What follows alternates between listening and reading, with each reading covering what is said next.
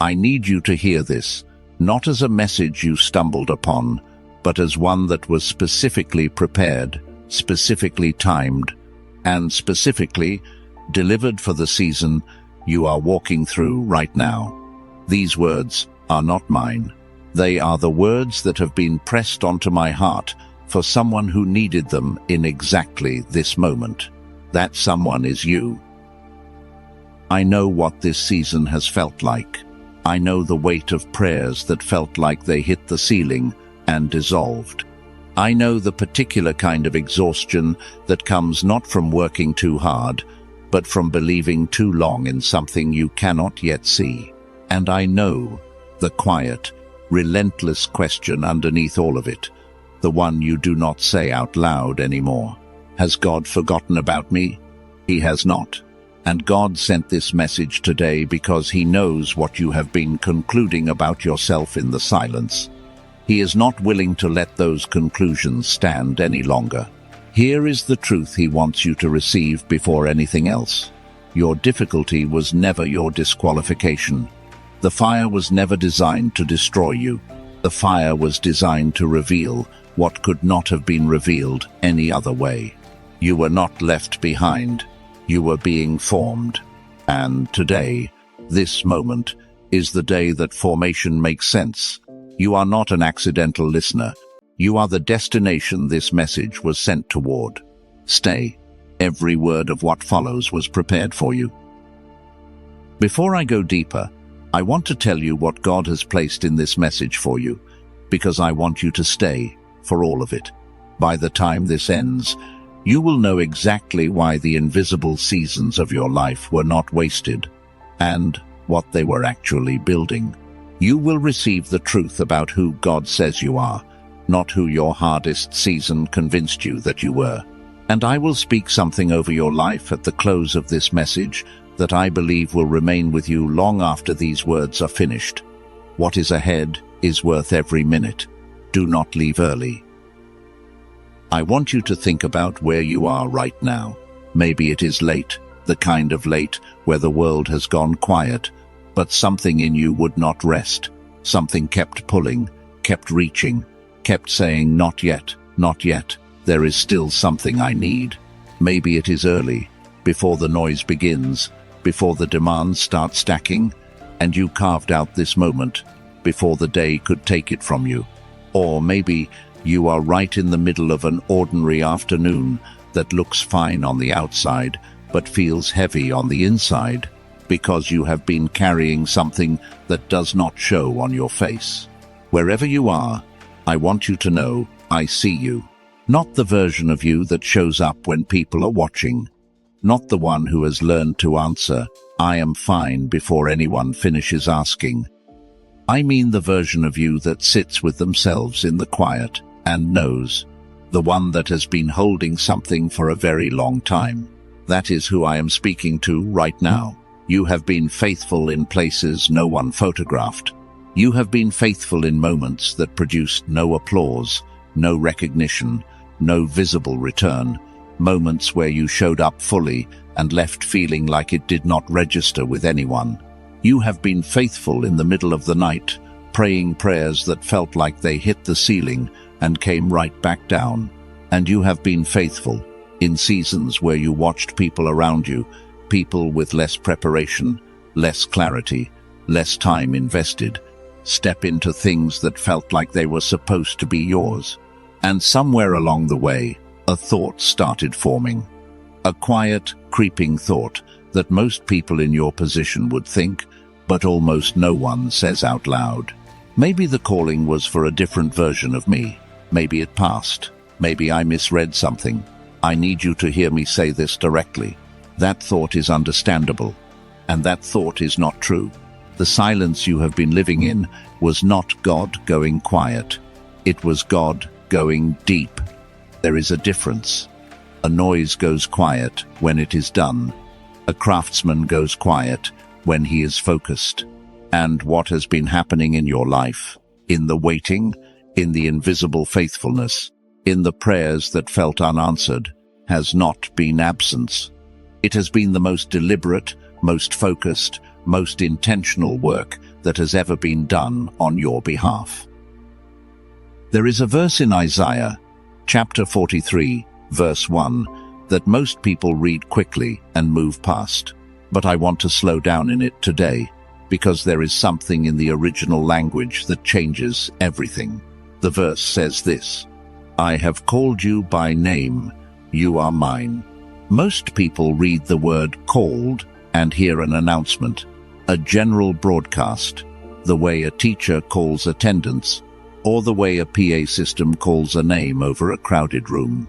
But that is not what the original Hebrew word means. The Hebrew word used in that verse is kara. And kara does not mean announcement. Kara does not mean broadcast.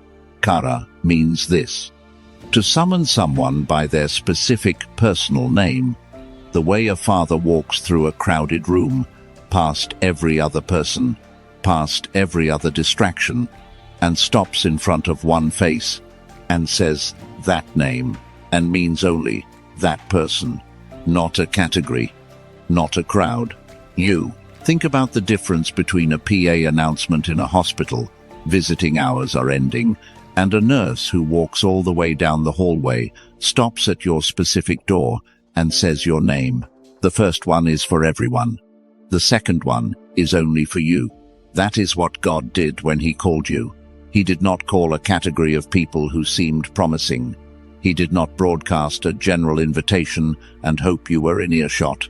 He walked to you specifically, stopped in front of your specific life, and called your name.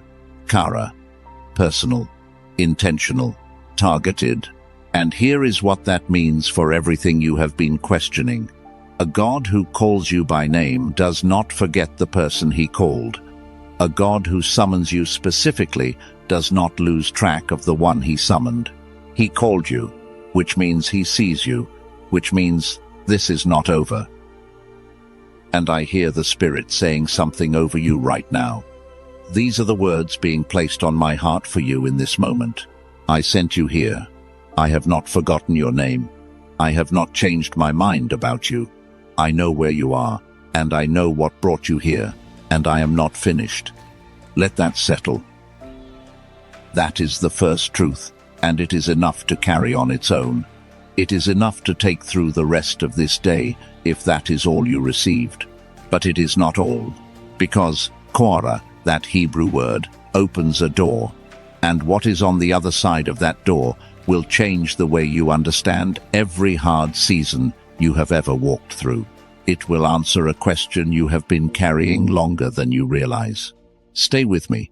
What I want to show you next will not just reframe where you are right now. It will reframe every place you have ever been. I want to ask you something. When you look back at the hardest seasons of your life, the ones that felt the most like abandonment, the most like delay, the most like you had somehow been left behind, what if those seasons were not gaps in your story? What if they were the story?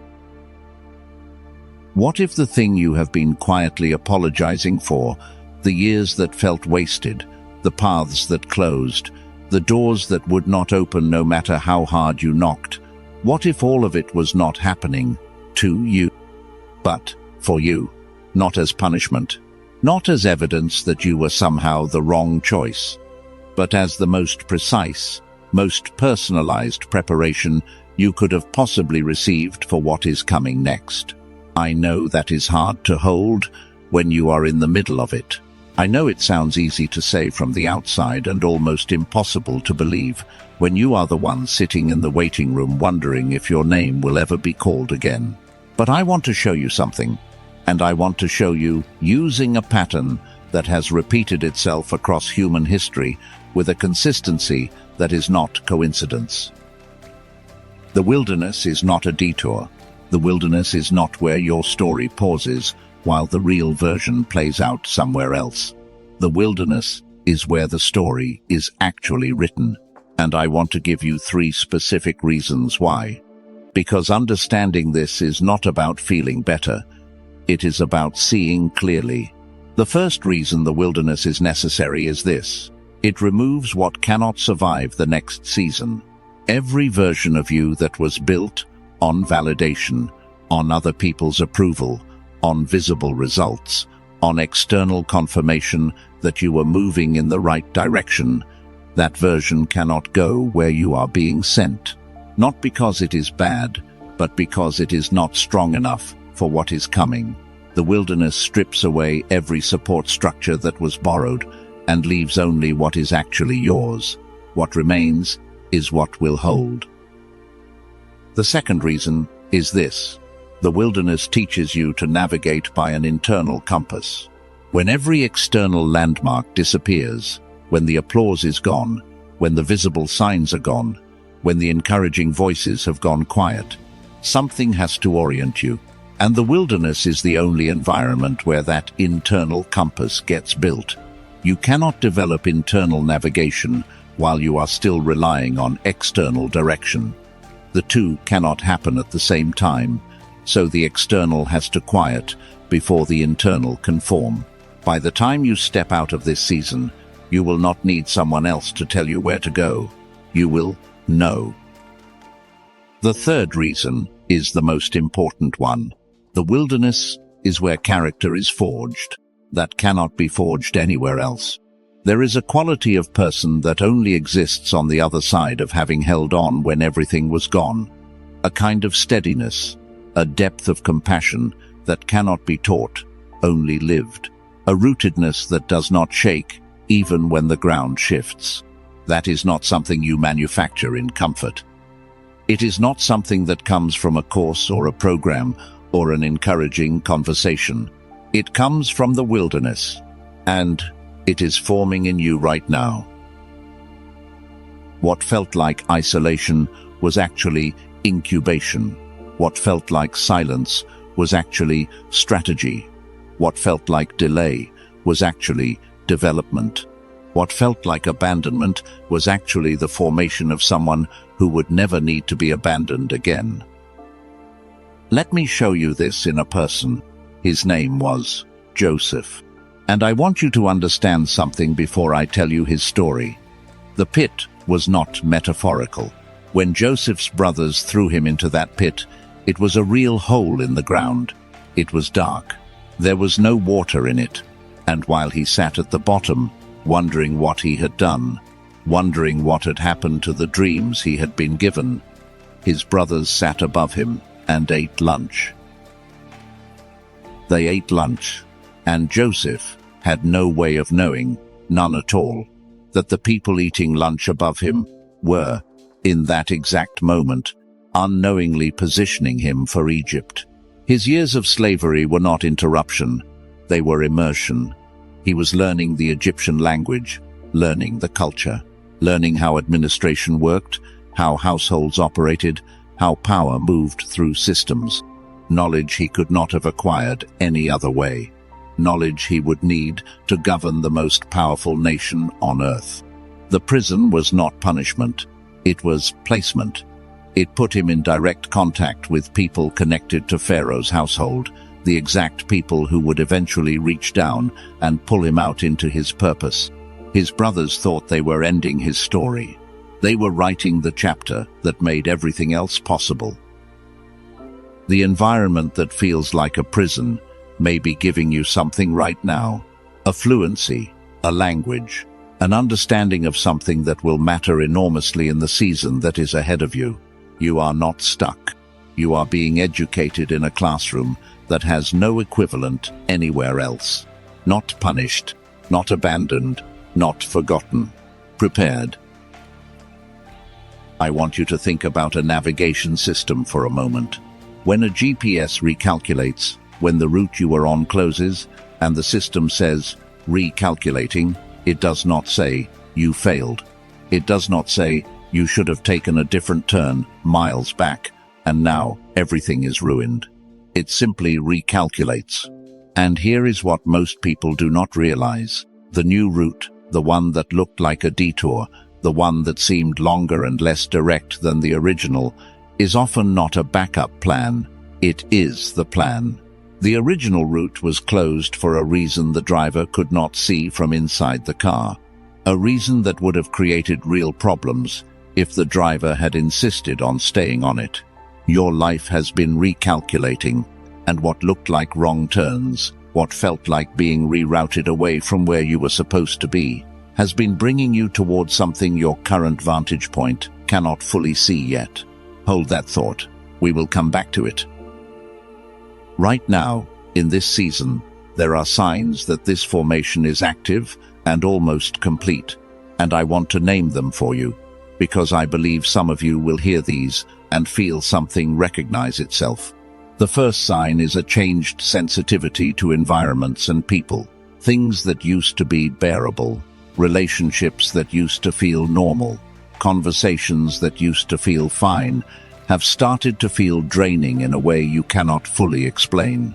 You used to be able to stay longer, give more, absorb more, but something in you has started to pull back, not out of bitterness, but out of a deep inner knowing that certain things no longer match who you are becoming. This is not you becoming cold. This is your spirit, recognizing that you cannot carry what is coming if you are still weighted down by what is not yours. The second sign is vivid, searching dreams, not nightmares, something different. Dreams where you are looking for something you cannot name, moving through spaces that feel strangely familiar, sensing that you are close to something important even as it stays just out of reach. These dreams have more texture and more detail than ordinary ones. They stay with you into the morning, sometimes into the afternoon. Your spirit is active in ways your waking mind has not yet caught up to. The third sign is a pattern of confirmations, moments of unusual alignment that keep repeating in your daily life, a number you keep seeing at exactly the right times, a phrase overheard in a passing conversation that answers a question you were holding privately, a song that plays at the exact moment you needed those specific words. These are not accidents, these are signals, confirmation of what God has already spoken over you. The fourth sign is an intolerance for performances you used to maintain without effort. Conversations that used to feel easy now feel hollow. Environments that used to feel comfortable now feel suffocating. Social rhythms that used to require no thought now cost more energy than you have. You are not becoming antisocial. You are becoming discerning. There is a version of you that is being protected right now, protected from things that would dilute what is being built inside you. And your spirit knows it, even when your mind has not yet found the language for it. The fifth sign is a quiet, unshakable sense that something is about to shift. Even on the days when external evidence says nothing has changed, even on the days when the waiting feels the longest and the silence feels the heaviest, underneath all of it, underneath the exhaustion and the doubt and the questions, there is a knowing, a certainty that does not fully go away, no matter how hard the season presses. That knowing is not wishful thinking. That knowing is your spirit telling you what it already perceives. If you are experiencing even two of what I just described, I want you to do something right now. In the comments, type 444. That is the number of foundation and stability, the number of someone standing on ground that was being prepared long before they arrived. Type 444 if you recognized yourself in what I just named. You are in the formation season, and it is almost complete. Before we continue, I want to pause for a moment. What I am sharing in this message was prepared for you, but there is someone in your life who is walking through this exact season right now and has never had it named. They do not have the language for what they are carrying. Your like, gently, right now, sends this further, not for a channel, for a person who needs to hear that they are not forgotten. Formation is the second truth of what God sent me to share with you today, but there is still something underneath it, something larger, something more specific, something that answers not just why the formation was worth it, but who you, actually, are on the other side of it. And before I can show you that truth, I need to name something first, because there is a pattern inside you that will try to block you from fully receiving what comes next. And we cannot walk into the most important part of this message without addressing it directly. Stay with me. What is ahead is the reason God specifically sent this message to you today. There is something I need to name before we go any further, because what I am about to show you in the next part of this message is the most important thing God sent me to say. And there is a pattern inside you, one that has been with you for a long time, that is going to try to block it from landing. I want to name it first, because naming it removes its power. You have been doubting, not because you are weak, not because your faith is small, but because you have been hurt enough times, by enough things that felt certain, by enough promises that felt real, that your inner world developed doubt as a form of protection. Doubt became the guardrail you built after the last fall. And it made sense when you built it. It made complete sense. But here is what no one told you. The guardrail that protected you in the last season is blocking the door to the next one. And there is something else underneath the doubt, something even more specific. There is a part of you that is afraid of the breakthrough. Not afraid it will not come, afraid it will. I know that sounds strange, but hear me. What if I receive the breakthrough and I am not ready for it? What if I finally step into what I have been believing for and I cannot hold it? What if people see me fully and find out I am not what they expected? What if success changes me into someone I do not recognize? Those thoughts are not weakness. Those thoughts are the sign of a person who understands the weight of what they are being given. The people who crashed, the ones who received elevation and could not carry it. They had no fear because they had no awareness of what they were holding. Your fear is different. Your fear comes from knowing that what is coming actually matters.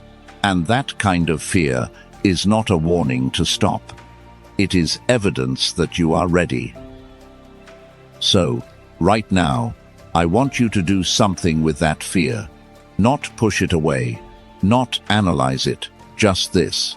In your mind, imagine placing everything you are afraid to receive, every what if, every I am not ready, every who am I to think this is for me. Imagine placing all of it into an open hand in front of you, not throwing it away, just holding it, letting it be seen. Because a fear that is held openly is a fear that has lost its grip. And now, I want to say something directly to you, something I believe God placed in this message specifically for this moment. You are allowed to want the breakthrough. You are allowed to believe this time will be different. You are allowed to outgrow the version of yourself that could only survive, not thrive. You are allowed to carry hope again, even if hope has weight. You are allowed to protect what is being built in you without explaining it to everyone who asks. You are allowed to become who you were designed to be, and you do not owe anyone an apology for the distance that growth requires. You are allowed to receive what God personally sent. Now, remember what I said about the GPS. I told you to hold that thought, and I want to come back to it now, because there is one more dimension to it that changes everything. The GPS does not just recalculate when you go off route. The GPS keeps calculating even when you are sitting still, even when you feel like nothing is moving, even when it looks from the outside like the car has not gone anywhere.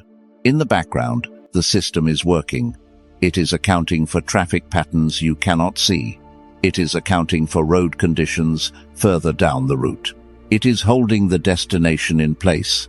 While you wait for the moment, it is clear to move. Your life has been recalculating for longer than you realized. And every step you have taken, even the ones that felt like wrong turns, even the ones you would not have chosen, has been bringing you to this exact intersection, this conversation, this moment. The route was never broken. It was always bringing you here. Now, I want to show you something that will connect everything we have been talking about. Because Kara, that Hebrew word, the idea that God calls you by your personal, specific name, raises a question that most people never stop to ask. If God called you by name, if he wired you with specific purpose, if he placed a calling in you before your life began, then why does it feel, for so many chosen ones, like accessing that calling gets harder with time, not easier? Why does the clarity that came naturally in childhood feel like something that has to be fought for now? Why does the connection to your own deeper knowing feel like it is behind glass sometimes, visible, but just out of reach? The answer has to do with frequency, and I mean that in the most literal sense. Scientists who study the brain have spent decades measuring how it operates across different states, and what they have found is that the human brain does not run on a single setting. It moves through different frequencies depending on what a person is experiencing, what they are feeling, what kind of environment they are in. And here is what the research from institutions like MIT, Harvard, and Stanford has shown consistently. The frequency that correlates most strongly with creative breakthroughs, with rapid learning, with intuitive knowing, with the experience of being in what scientists call a flow state. That frequency is called gamma. Gamma is not complicated to understand.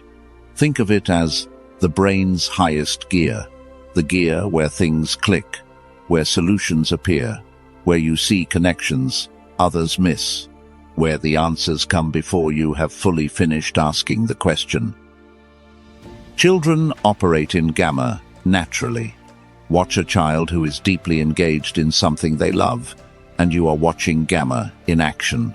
The speed of uptake, the joy, the total absence of self-consciousness, the effortless creativity. That is not magic. That is a brain running in its highest frequency. And here is what the scientists call the decline effect. By the time most people reach their early years, the demands of survival, the pressures of systems that reward compliance over creativity, the accumulated weight of not being fully seen, begin to suppress gamma. Not eliminate it, suppress it. The frequency is still there, but something is sitting on top of it, something heavy, and it muffles the signal. For most people, this suppression is difficult. For chosen ones, it is devastating, because chosen ones were born with gamma stronger than average. The reason you learned so quickly as a child, the reason you felt things so deeply, the reason you had intuitions that other people did not and could not explain, the reason the world called you sensitive, or intense, or too much, that was not a personality trait. That was gamma. And the gap you feel right now, the distance between who you used to be and who you are now, between how easily things came once and how hard they feel today, that gap is not a failure. That is not evidence that something broke in you. That is the gamma gap, and it is not permanent. I want you to do something right now, a simple check. I call it the frequency audit. Ask yourself these 3 questions. You do not have to write anything down. Just let the answers come. Where in your life do you feel most like yourself? Not most productive, most yourself. When was the last time you were in a state where things felt easy and connected and right, even briefly? Where were you? What were you doing? And what is draining you most right now? Not the obvious things, the subtle ones. The obligations that feel like they are pulling you away from something, though you cannot always name what. Those answers matter, because they are showing you where your gamma is trying to emerge and what is suppressing it. A neuroscientist named Dr. Robert Lake spent 34 years studying brain entrainment, which is the science of using sound frequencies to guide the brain into specific states. He studied what MIT, Harvard, Stanford, Princeton, and Berkeley had published on gamma activation, and he spent years compressing that research into something that did not require expensive equipment or years of disciplined practice. What he created is called the Genius Song. It is a 7-minute audio track designed to be listened to through headphones that uses precise sound frequency technology to guide the brain toward gamma, not to force it, not to manufacture something artificial, but to remove the suppression, to lift what is sitting on top of the frequency that was always yours and let it come through. 7 minutes, once a day. That is it. I want to be honest with you about this. This is a tool. It supports the work, not replaces it. The calling God placed in you is yours. The formation you have walked through is yours. No audio track does that work for you. But what it can do is help your brain return to the frequency where receiving, where clarity, where alignment become natural again, rather than something you have to fight for. 18,366 people have used it. The responses that come back consistently describe something shifting in how clearly they think, how readily answers come, how much easier it becomes to access the version of themselves that they thought they had lost somewhere along the way. If what I just described about the gamma frequency resonated, if something in you recognized itself in this, the information is in the pinned comment below this message. Investigate only if you feel led. Only if your spirit says yes. Now, before we move into the deepest part of what God sent me to share, I want to tell you something. What I am about to speak over your life in the closing of this message is the reason I believe God specifically placed this in front of you today. I told you at the beginning that there was something coming at the end of this that would stay with you. We are almost there. But first, there is a revelation I need to show you. The one that makes everything we have talked about snap into place. The one that answers the question underneath all the other questions. Not just why the formation happened, not just what the frequency is, but who you actually are, what God sees when He looks at you, and what He has been calling toward the surface through every season that felt like it was burying you. Stay with me. I want to speak something over you now, and I need you to receive it the way He has been saying it about you, completely, without the voice in the back of your mind that says, you do not deserve this kind of attention. I hear the Father speaking over you now, not in the voice of thunder, but in the voice of absolute certainty. This is who I made you to be, not the tired version, not the doubting version, not the version the world shaped through disappointment, the version I designed, the one I named before your life began.